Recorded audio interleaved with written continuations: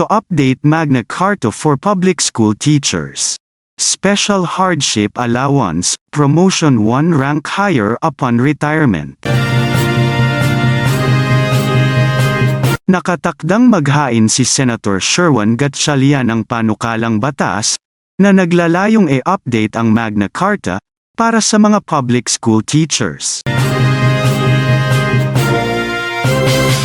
Ang iminungkahing panukala ay magbibigay ng special hardship allowance sa mga mobile teachers, kabilang ang mga alternative learning system mentors. Hangarin din ni Senator Gatchalian na protektahan ang mga guro mula sa out-of-pocket expenses and non-teaching tasks.